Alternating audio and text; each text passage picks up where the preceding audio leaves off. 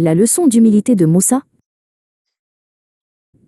Musa, prophète et législateur, était un océan de sagesse pour les fils d'Israël.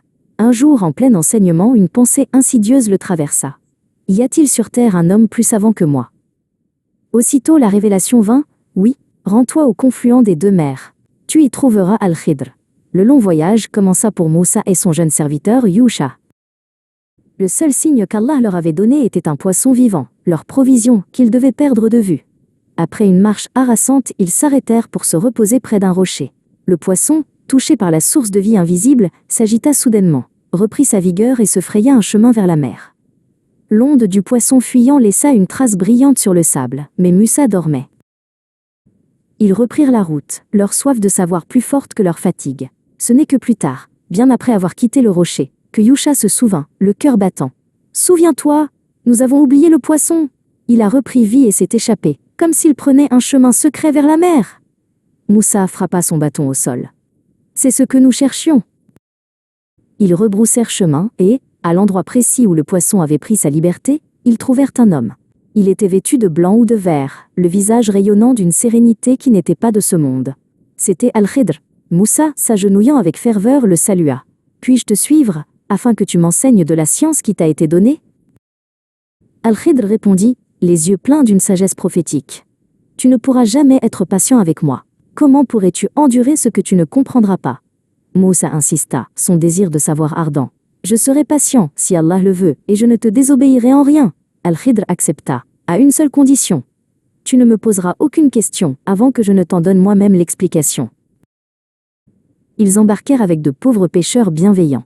Une fois en pleine mer, sans un mot, Al-Khidr s'empara d'un outil et se mit à endommager la coque, y creusant un trou.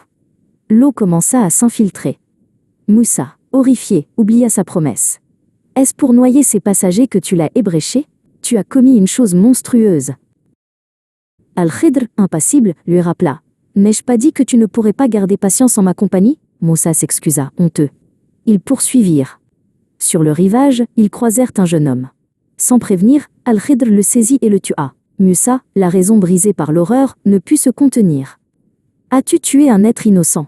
Tu as commis une chose affreuse. » Encore une fois, la même douce mais ferme réprimande. « N'ai-je pas dit que tu ne pourrais pas garder patience en ma compagnie ?» Moussa jura que ce serait la dernière. Ils arrivèrent dans une ville inhospitalière. Ils y trouvèrent un mur en ruine. Al-Khidr, de ses mains, le redressa. « Si tu avais voulu, tu aurais bien pu réclamer un salaire pour cela, » commenta Moussa. «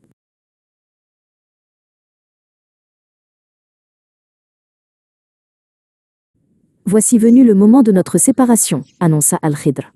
« Mais avant je vais t'éclairer sur ce que tu ne pouvais comprendre. Le bateau. Il appartenait à de pauvres pêcheurs. Un roi tyran confisquait tout bateau en bon état. En le rendant défectueux, je l'ai préservé pour eux. Le jeune homme. Ses parents étaient vertueux. Il les aurait entraînés dans l'égarement. Allah a voulu leur donner un enfant plus pur en échange. Le mur. Sous ce mur se trouvait le trésor de 2 orphelins.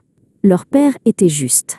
En le redressant, j'ai préservé leur héritage jusqu'à ce qu'ils atteignent leur maturité. La vérité frappa Moussa. Son savoir n'était qu'une goutte face à l'océan infini de la sagesse divine, Al-Hikmah. Il comprit que la plus grande épreuve est de faire confiance lorsque la raison est dépassée, et que l'humilité est la porte du savoir.